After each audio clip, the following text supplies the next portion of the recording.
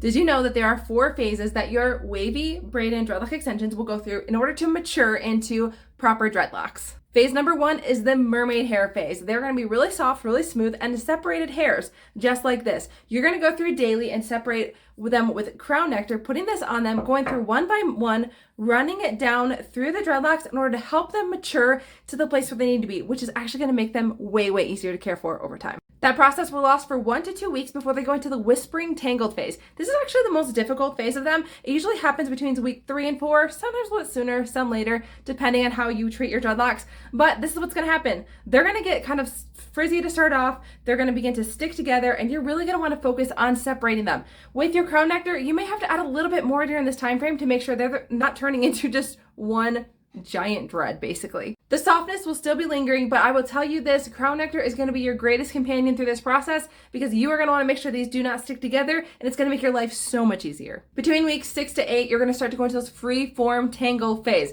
This is when your dreads are going to actually begin to be more like a dreadlock, right? There's still a little bit of looseness to the hair there in some spots, but a lot of spots, they're actually beginning to dread together. You're going to see between the waves, little knots starting to form like this one right here.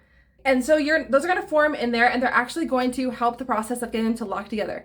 You're still going to be in a place where when you pick a couple of them up at a time, they're going to stick together a little bit, but you can see they are a lot more separated here than they were in the previous phase. The final phase is the Wildcrafted dreads phase. This is when they are so much less work. They're so much easier. You can style them so much easier, and they're just in my favorite place. So at this point, they are like dreads. So if you get up close and look at these, they are dreaded together. You can still tell that they were loose hairs at one point, which is cool because that's what makes them look more natural in my opinion. But when you get close, like look at this one.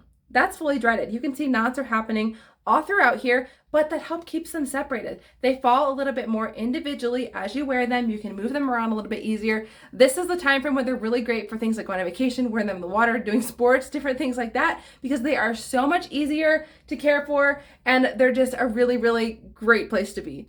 In this phase, you can wear the dreads for years and years. And if you follow the process that I talked about of putting crown nectar on them, caring for them daily like you should, they will actually get to this place and stay here for a long time. And you can even wear them for years and years. You can mix and match, trade out colors, mix other things in with them. And you can totally even grab in a new color if you wanted and mix them together. Follow along to hear more on the phases.